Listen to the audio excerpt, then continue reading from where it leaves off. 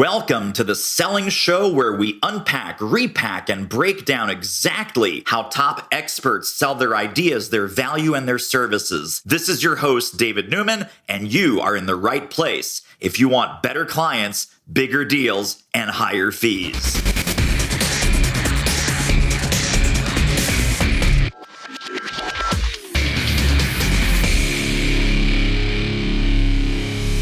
Well, I'll tell you one thing that you suck at, it's prospecting, but I have the man and the myth and the legend. Mr. Alex Schlinsky is here from Prospecting on Demand.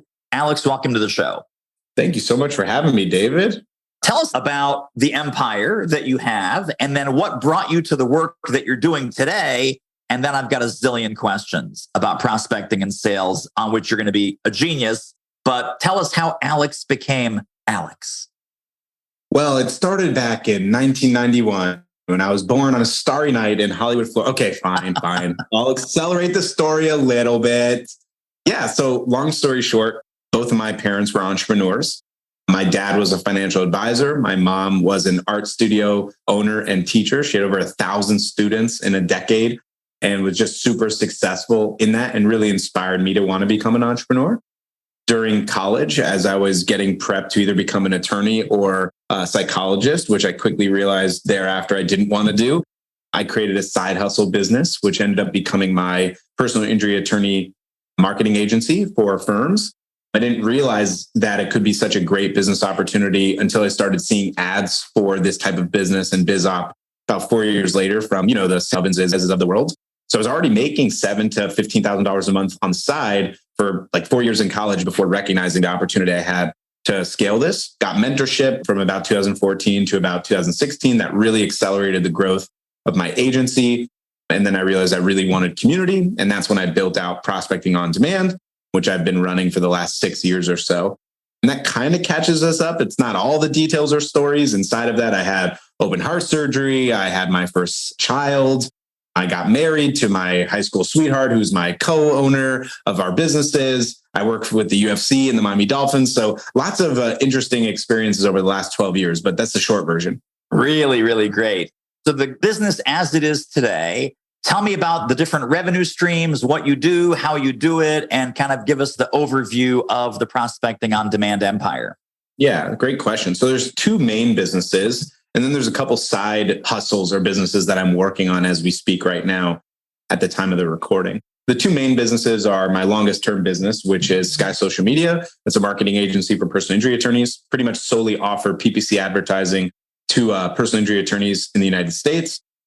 We have probably like anywhere from 10 to 20 attorneys on average. Mostly the reason why the number changes so much is they're very small attorney offices, so they have to pause all the time. The average amount of payments we get per year is about 8 or 9 versus what I'd like it to be like 12, but they end up paying like a pause fee. But it's very common because we don't work with any massive companies, mostly because we can't handle their budgets. And that's not the type of business I'm trying to run. Prospecting on Demand is my main business, my main focus. It's a mentorship community, a boutique mentorship community for agency owners, coaches, and consultants. We have about 50 or 60 people on average in that community. And we really try not to pass that number. We run 4 events a year for that community. We support people in Slack every single day and help them build out better business plans and models, helping them with sales and prospecting, hiring and productivity and everything in between. The two side businesses, one is relevant to Prospecting on Demand, which is sales placement. I've worked with over 1,000 agencies at this point from the original course we did in like 2016, 17 through our mentorship programs of 2022. And there's so many people that kind of go through our process to realize they don't really want to run a company, but they're very good at sales, but they don't have anywhere to be placed for sales. So they'll go on like Indeed or hire a recruiter or anything like that. And we found that in the space right now, sales placement is crazy expensive. It's like $15,000 to $25,000. And I already have a really significant amount of people that want to be placed. So we're doing it at a much lower offer. We're doing a beta package right now for full transparency of $3,000. Which is $1,500 upfront, $1,500 upon satisfaction after 30 days, and we'll place someone with you in 2 weeks. And then we want to increase it to about $5,000, so 25 and 25.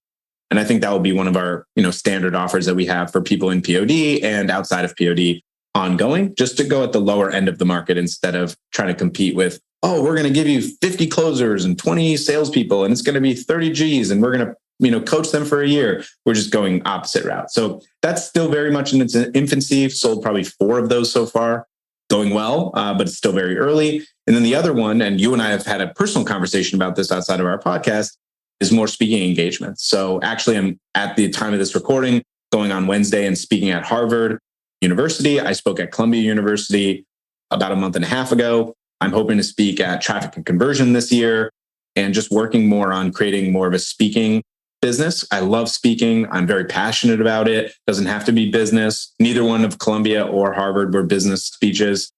So those are kind of like the 4 main things that I'm working on, but still prospecting on demand, takes the large majority of the time. Right. Let me go back just real quick because this is fascinating. The sales placement agency. Yeah. Is this purely for inbound salespeople where you have to have some lead flow, or are you also placing outbound salespeople that are more the hunters? Yeah, it's such a good question. So one of our questions in the qualifying process is, how many calls do you have? Because actually you can't trust people, David, to tell you, do they want inbound or outbound appropriately? Because they don't actually know. So instead, what we do is we just ask directly how many calls they have so we can be the determining factor of whether or not they have enough calls. Because someone will say like, oh, we have 2 calls per day and expect that someone's capable of doing that full time. It's totally unreasonable. If you have 10 calls a day, then yeah, you're totally capable of having a salesperson in place that does nothing other than take inbound calls. As you can probably imagine, David, the large majority of people that communicate with us, which is about I would say 25 at this point so far. And again, infancy, meaning we started this basically this month. So about 20 people we've spoken to, not one of them has, 8 calls a day. They're all 3, 4 a day. So in terms of the outbound setting side of things, basically what we have framed is the people that we're going to present to you, they're very interested in having inbound calls so they can just take calls and close. But if they're appropriately compensated with a base and with quality leads, not cold leads, they can do their own self-setting. But if you're strictly looking for just a hunter, just an appointment setter, that's not really our service. Got it. Okay, perfect. Now I want to talk about prospecting because, of course, prospecting on demand. Number one, it's the name of your company. And I know that you help people with a lot of other things beyond prospecting. But man, oh man, do people hate prospecting? Do they avoid prospecting? Yeah. They would rather do everything else. They would rather clean the rug in their 100%. office, Alex, than actually do any sort of prospecting online, offline, phone, email, LinkedIn, whatever. Let's start with the basics. What is your definition of prospecting when a new client comes into your world? Yeah, it's really such a great question. You actually framed it for me prior about outbound versus inbound. I think one of the issues when people think of salespeople, they actually don't differentiate what client acquisition really is. Client acquisition is 2 specific roles. It's prospecting and sales. The idea of getting someone to raise their hand to show interest is prospecting. Sales is when they're on a call with you and what happens after that initial call so you can close them. And I think a lot of people just combine those 2 things, especially neophyte entrepreneurs. But the scarier thing is that sometimes there's veteran entrepreneurs or people that are making, more than $25, $50, $100,000 a month, and they think it's the same role. And then they wonder why they're churning the role out so often. It's because you're asking someone who's just a salesperson to do prospecting when they don't want to, which by all means, they have all the reason in the world not to if they're not getting paid any base, which is very common in the sales space. Most of the sales opportunities are commission only. But then you wonder why, they're so quick to leave when you're asking them to do hours of prospecting and you give them 2 calls per week, let alone per day. So essentially new prospecting to us is any outbound outreach that is required. So any messaging on Facebook, Instagram, LinkedIn, website, calling, in person, anything like that is all outbound prospecting. Anything that's inbound would be considered like Facebook advertising, referrals, those types of opportunities. Those are the differences, in my opinion, between prospecting and sales. Hey, if you're loving this episode as much as I am, pop over to doitmarketing.com/manifesto and get your free 37-page download guide to how to sell smarter, sell more easily, sell more often. That's what we're here to help you with at The Selling Show. Off you go. Now, in your own business, are you still taking sales calls or you're totally out of that and it's just all on the team? Oh, no, definitely me. I love doing sales. Like I said, we are particularly a specifically boutique company. One of the things about me that's very different than I think maybe other entrepreneurs in this space, I'm very against the hustle culture and mindset of growing more all the time. I think it's a very dangerous way for entrepreneurs to consistently feel dissatisfied and unhappy in their lives. And then also inappropriately prioritizing what really matters. Like, no one's on here because they want to hear about how, what my 18-month-old son's new words at night are, or, how my wife and my relationship are going. But those are the priorities. Don't get it twisted, right? Like, the business is important to me. The people I work with is important to me. Doing podcasts are important. Going to speak at Harvard is important. These things matter, but they're nothing in comparison to my wife or my child. That's what I care about most. The crazy thing is, though, David, people will say that they prioritize their family, but make excuses for why they're working so much for their family. And it's really just a lie to themselves. It's like the Walter White lie. If you ever watch Breaking Bad, he says all the time, I'm doing this for the family. And then, of course, in the finale, which, sorry for spoilers, but he says to Skylar, I've done it for myself. And I think that's the thing that people do, whether they're doing it because of the culture or because of like their desire just to do more. That's not my thing. So we wear anti-hustle shirts. We're all about like very clear goals and defining exactly what we want to do towards that. And for me in POD, it's client success over client acquisition. So we're not keen on just growing for the sake of it. I'm keen on living the lifestyle that I want and the people that I want to provide for. Does that mean sometimes, I have to extend myself a little bit on prospecting or sales? Absolutely. But it's a worthwhile price to pay to back up the words that I say versus just kind of lip service.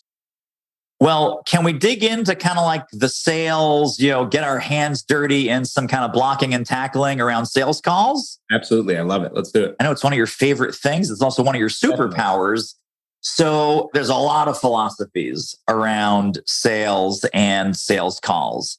There's people that say, oh, it's all about the one call close. No, it's all about the two call close. And it's all about serving and helping and sample coaching sessions. And let me be helpful first. And then we'll roll into the sales conversation when that part becomes appropriate. With the kind of businesses that you work with in prospecting on demand, what kind of sales structure do you recommend?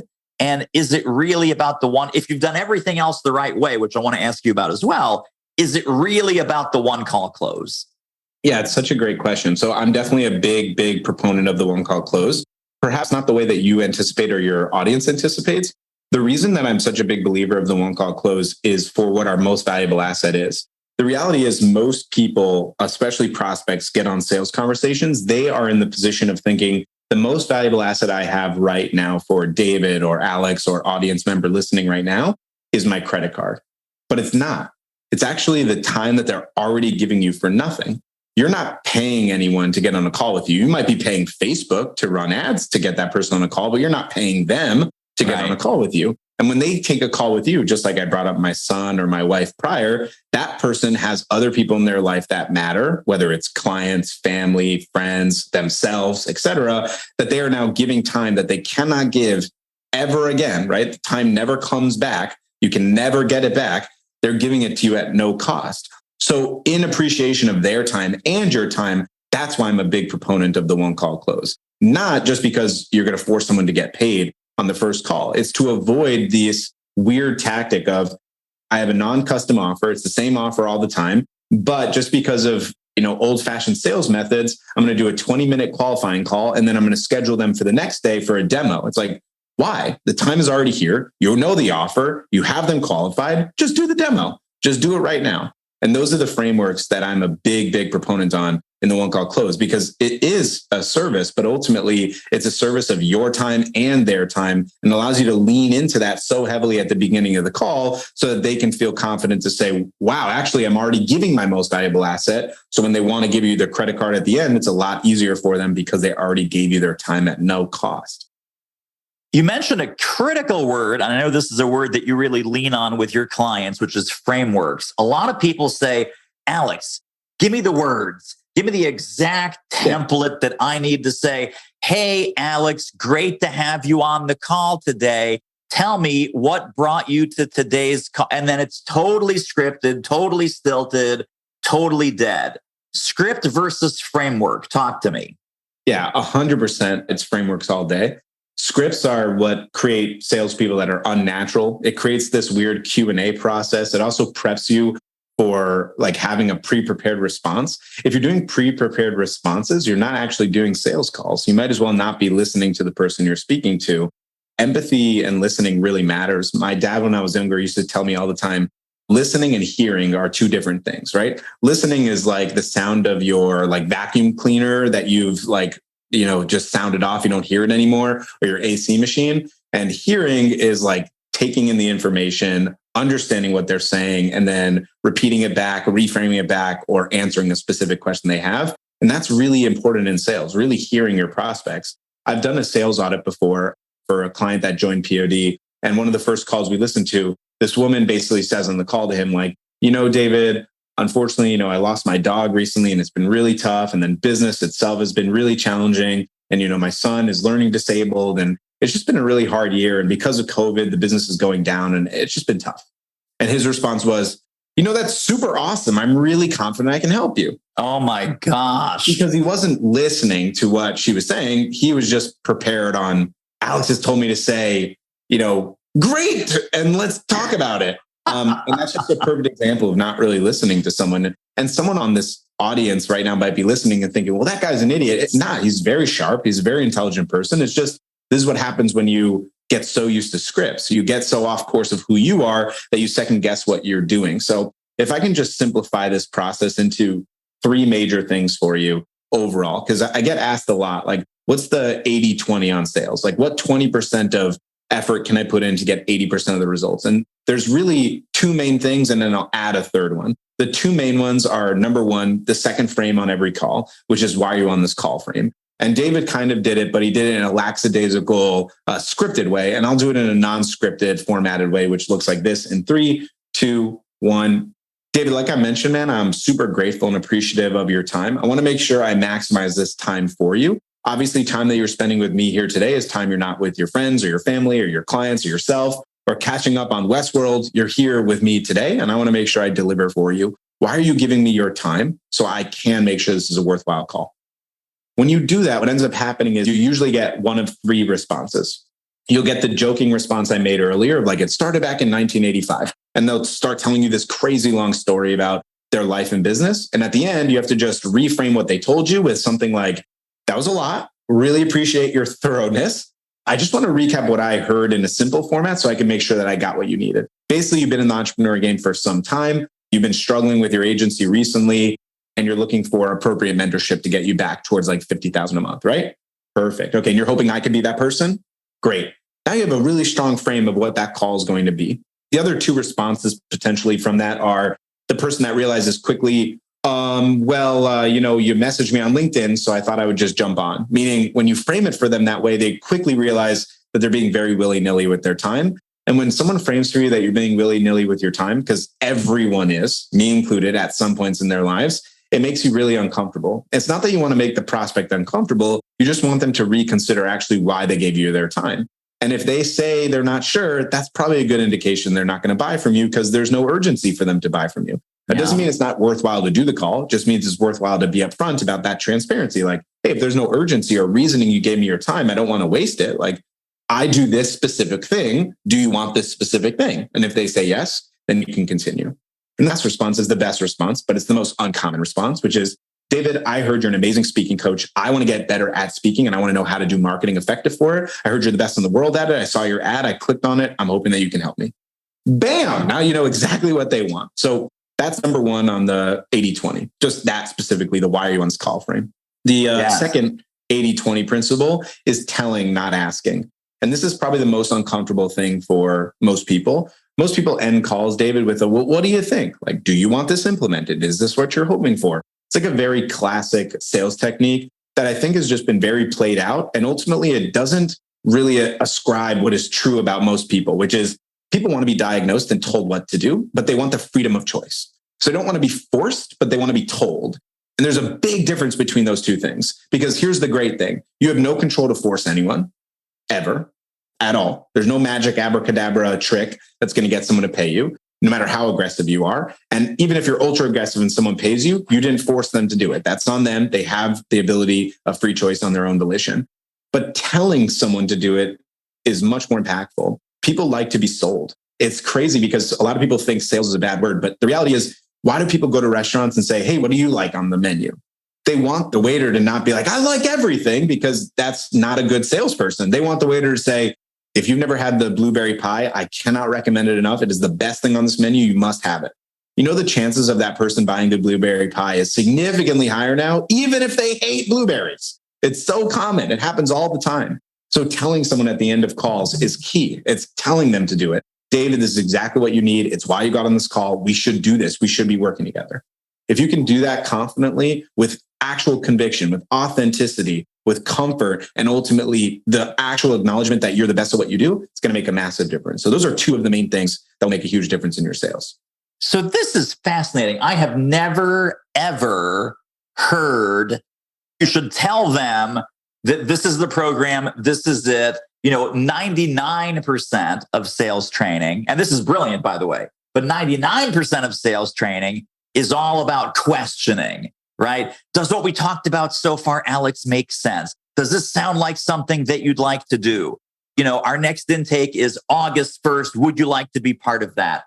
So we need to they need to acknowledge verbally their agreement. When you say, this is the program, this is exactly what you've been looking for. We should do this, man. We should totally get this dialed in together.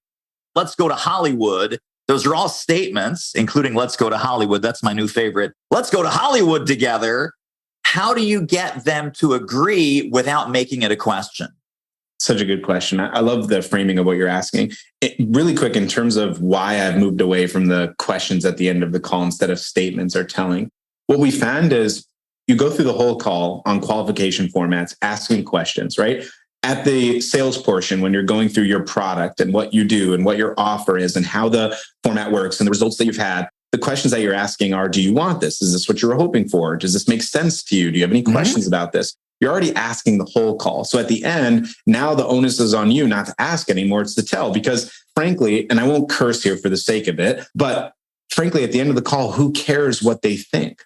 Yeah. They think anymore. What you care about is, now can you confidently, as a legitimately qualified salesperson for the product you're offering with integrity, tell someone, if I'm making this offer to you, I'm only doing it because I know you're going to get the result. I'm not making an offer to fill and line my pockets. That's a byproduct of the offer. The reason I'm making the offer is because you need this product to achieve the solution that you want and overcome the obstacle that you have. And I know I can do that for you better than anyone. That's why I'm telling you to do this. And it helps people because, again, human beings, they want the freedom of choice, but they want to be told what to do. It's why so many people resonate with this comment. Have you ever had a conversation, David, with your wife where you're like, hey, babe, what do you want to do for dinner tonight? And she goes, I don't know. What do you want to do? Why is that so common? Why does everyone have that same conversation all the time? It's not because you move every day. It's not because new restaurants open up all the time. It's because decision-making is hard. We do enough decision-making in general in life. There's lots of decisions that have to be made at all the times. So for most decisions, we want it to be decided by someone else. And there's always an exception to the rule. There's people that will listen to this. They'll be like, no, I never asked that question. I always tell my wife exactly where I want to go to dinner. You are the exception. It's very uncommon. It's why when you're in a group of people, especially with 10 people, where should we go for dinner? You got 3 minutes of like, oh, maybe this, maybe this, maybe this. And someone says, let's just go get pizza. Half the people hate pizza and they're still going to go because it's just decided. It's already easier. It makes it simpler. They don't want to go against it. So when you frame at the end of the call, there's a really important separation that needs to happen, which is the value and the price. And this is how it makes a lot of sense. And this is how I'll answer your question directly. A lot of people do a frame at the end of the call where it's like, hey, it's $2,500 a month to achieve this result, blah, blah, blah, blah, blah. Do you want this? Instead of, do you want this product before the price? And the prepaid patients in 90 days guaranteed. Do you want this? Well, David, what's the price? Before the price. The price makes sense. The return on the investment's there, which obviously I wouldn't make this offer if it wasn't, right? Would you want this? Now what you're doing is you're asking them, they're going to say yes. Now you have the right to tell them to do it at the end. And that's how it frames so well. So like, yes, you're like, great. Here's how the investment works. It's $2,500 a month, all inclusive, guaranteed results. It is a no-brainer for you. It's exactly what you're looking for. This is why you got on this call. I'm super confident that you will be just like everyone else on this result board. And you, in fact, will be in my pitch deck, hopefully in a couple months when you give me an amazing testimonial because you said yes right now. And then they're like, yeah, I really like this. Let's go. The reality is, and this is the thing most people don't understand, right? Salespeople like to be sold because with confidence and social proof, risk mitigation, and telling and not asking, you end up attracting buyers because confidence attracts buyers. And then when you win, right? When you try this method, which is going to be very uncomfortable for anyone listening, like especially someone that's done dozens and dozens and hundreds of calls where they're like, I'm so nervous about telling someone to do it. I'm going to ask them. Well, when you finally step up to the plate and actually tell someone, and then they're like, yeah, let's do it. You become so invigorated that your conviction and your honesty and your transparency of telling them to do it, not to benefit you, but to benefit them, right? In happenstance, you get benefited as well. You end up gaining more confidence. You gain more proof that this works. And then it becomes easier for you to do the one call close. It becomes more natural. And then the best part is the wins become expected. And that's how the wheel rolls down. And that's the idea of this. And you just have to be comfortable with the uncomfortable. And I promise you, if you do it, it makes a huge difference. And I have enormous amount of proof to back this up, not just in my sales, but the amount of people I've coached on it. And it makes a huge difference for you. I'm curious, Alex, because this is brilliant. So thank you so much for laying all that out in such great detail. For your clients, are they mostly selling to solopreneurs or are they selling to companies where there might be multiple decision makers? There might be, well, I'm sort of in charge, but I got to check with the CEO. I'm sort of in charge, but I got to check with my VP of marketing. For the more complex sale or for the multi-buyer sale, what have you found effective to make sure that when I book a sales call, I'm actually booking the call with the ultimate decision maker? Such a good question. I actually get, and I know you're not framing it this way, but I want to frame something back for you. I get this question a lot in a gotcha format. Like, oh, but Alex, what about the nonprofit organizations? What about the 25 partner law firms, right? So first and foremost, yes, the large majority of my clients, I wouldn't say are working with solopreneurs, but they're working with small businesses. So it's easy to get the decision maker. But we have worked with some types of let's say, for example, real estate brokerages that have 30 people in it, insurance brokerages that have 100 people in it, nonprofits, which is easily the worst because they've got a board of directors and oh my God, it's like hell, it's impossible. But again, the large majority for sure are the smaller ones. So most of the time, that's not an issue. But let's talk about it for the ones that it is an issue, right? Let's say you work with insurance brokers or you work with nonprofits, which I'm sorry. And if you work with real estate, firms, not just individual realtors, the angle of the one call close, it's not a matter of you lose if you don't close in one call. So I want to clarify this when I say that. One call close specifically to me is the demo and qualification in one call, not two calls. That's the simplest format. Also, not that you automatically get paid in one call. It's not like if I work with someone in POD and they have 5 calls to close, that I'm going to be upset about them. I'm going to be friggin' happy. I'm going to be very excited. There's many ways to skin the cat. I just want them to do it in the most efficient format for them and the prospect. Now, in terms of the decision maker format, at the beginning of any call, if you already know that your avatar is on average not going to be a one-to-one close, meaning I need to speak to Michelle, make the decision. It's normally I need to speak to Michelle, who's then going to convince Chris, who's then going to convince Austin. And that format, which is tough, is ultimately this way. It's basically transparently clarifying at the front end of the meeting who is taking this. So when you do the why you're on this call frame, like we spoke about, they may transparently explain that. Well, look, my job is to make sure that anyone that's interested in marketing services for our company, I'm going to line of refusal to get to Chris. And then Chris will confirm it with Austin, who's the owner of the business.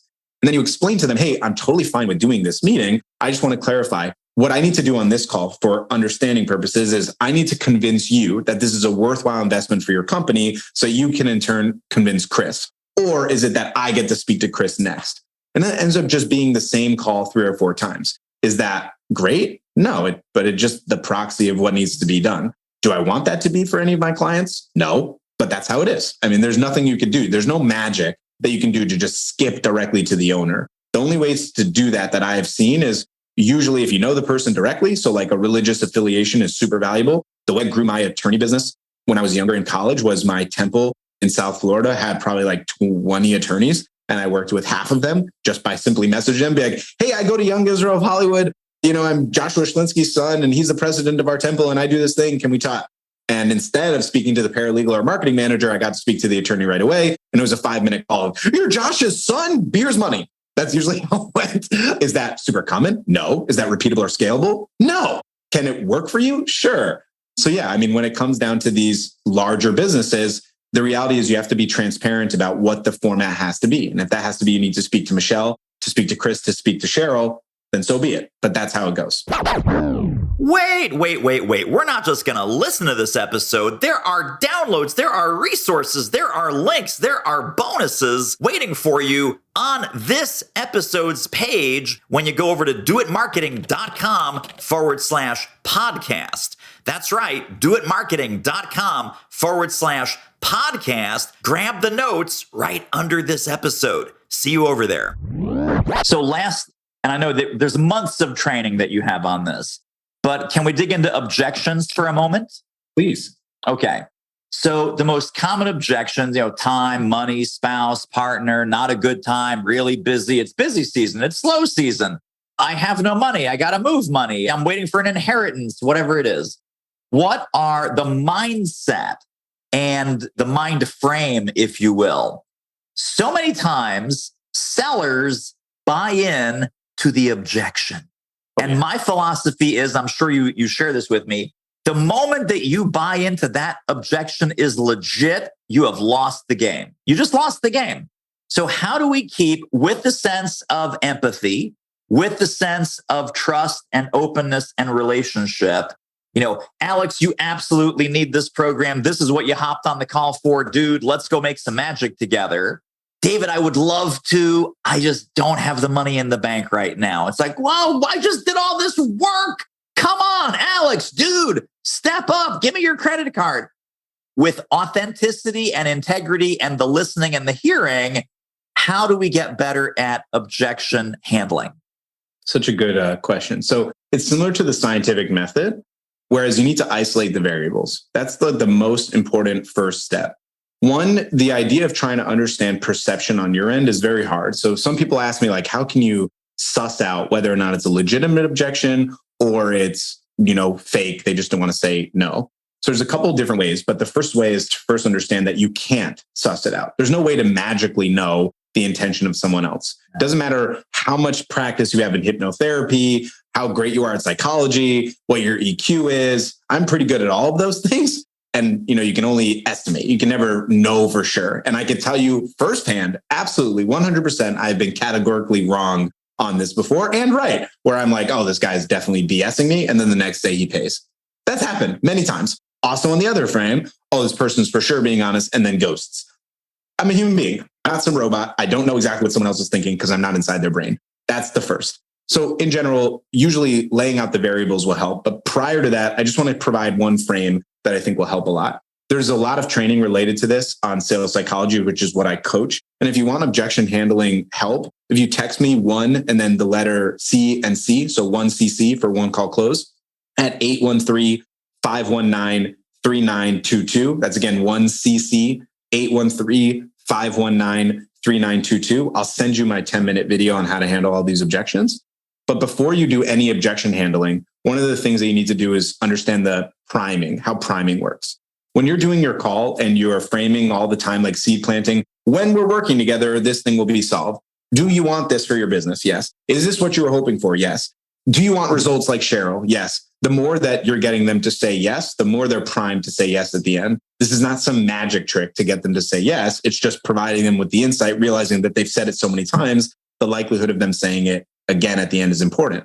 But here's the other priming technique that most people won't tell you, which is the no. Most calls in marketing, in sales in general, end with yes or maybe. Now, the majority of them end in maybe. Maybe is veiled as many different words. Maybe is I need to move money around. I need to think about it. I need to talk to my partner about it. I need to sleep on it. I need to consider this a Q4, whatever it is, right? Anything that's not a yes or a no. Yes, obviously is great. That's when they pay you. No is very uncommon. Probably for the majority of people listening to this call, in the last 20 calls you've had, you probably haven't had a no. Think about that, of what I just said. The last 20 calls you had, you probably haven't had a no. In the last 50 calls that I have done, I've probably had one no, literally. Yeah. It's so uncommon, mostly because people don't have, frankly, the audacity to say no. They like the person on the other end, especially when they're convicted in their belief of what they can do for you. And they don't want to say no. So it's easier for them psychologically to say a BS objection and then to get off the call and then just ghost you. It's just easier.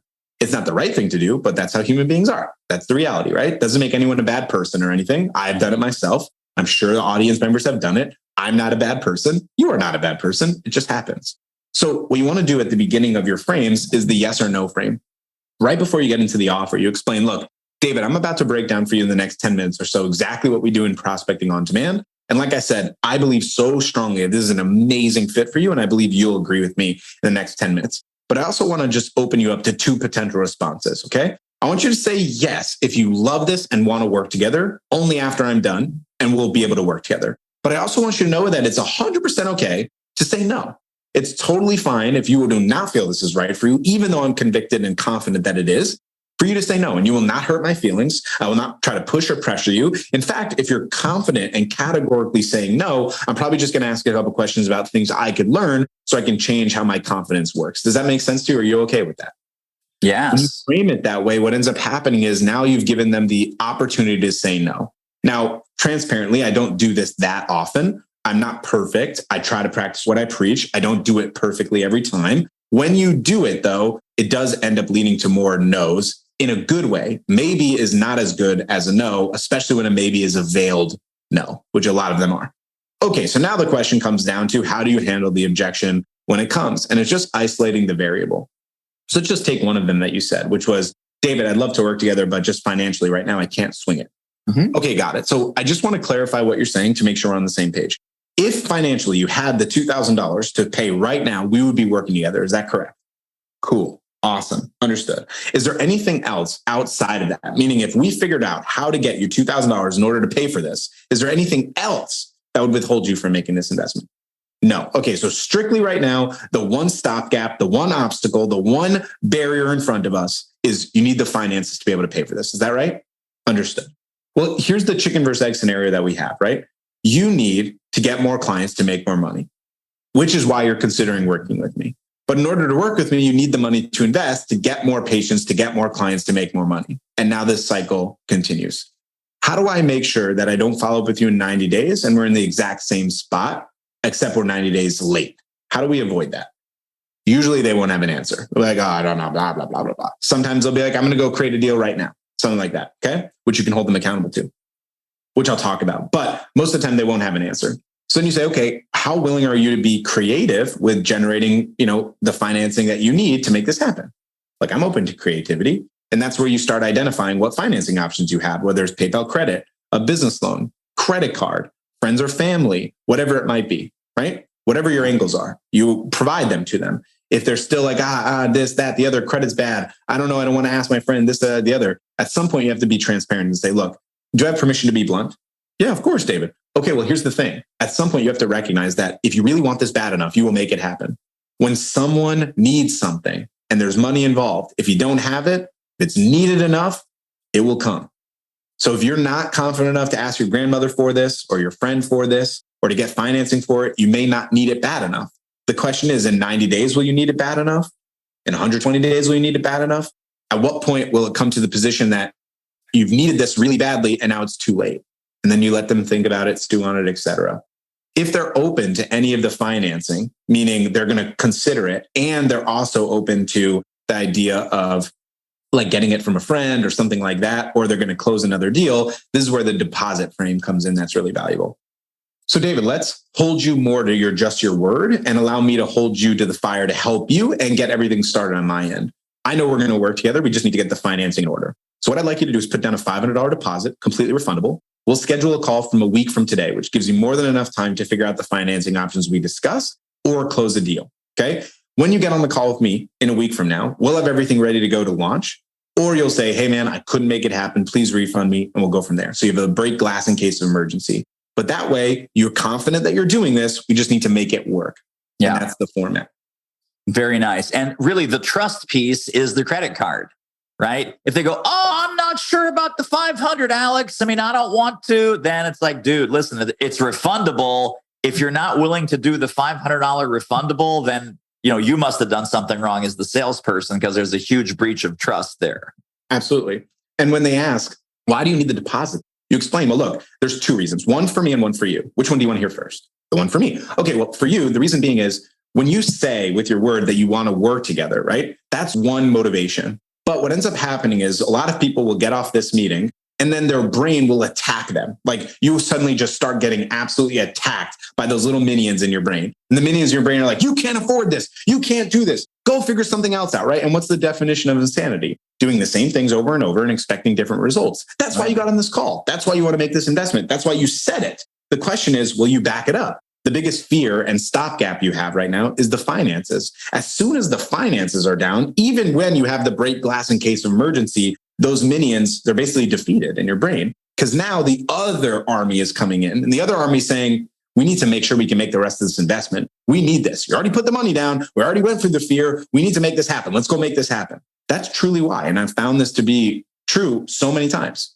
Now, David, some people will believe that and other people won't. And that's totally fine. This isn't magic, abracadabra, Harry Potter messaging of how you're going to magically get someone to pay you, but it does work, period. It just does.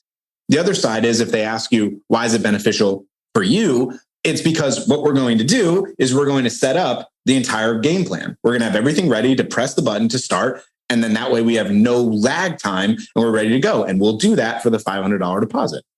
Completely refundable. And that's the format. I love it. Well, obviously we could talk for days and we have to have you back on the show as well. For right now, give us the instructions to get the goodie from you and then any other links, gifts, resources, places that you want to send people. Yeah, absolutely. If you text me at 813-519-3922, if you text me 1CC, you'll get my objection handling video and my training of the one called O's in general. So you can learn everything you need. It's an hour-long training. It's exactly what I give to my clients. I'm a big, big believer of giving it all away. People don't pay for information. They pay for implementation. And that's what you're more than welcome to pay me for, whether it's sales auditing, sales placement, or coaching. But the thing is, if you just want the information from someone that knows what they're talking about, just text me 1CC at 813-519-3922. If you want to know anything else that's going on in POD, just search us prospectingondemand.com or find me on Facebook and we could chat it up. Awesome. Well, Alex Schlinsky, you are a rock star. I appreciate you so much. Thank you for sharing your brilliance on the show. Absolutely. Thanks for having me. And that wraps up another episode of The Selling Show. Hey, tell you what, if you like us, rate us and review us on Apple Podcasts, subscribe, tell a friend, go grab the notes and downloads and extras at thesellingshow.com. See you next time.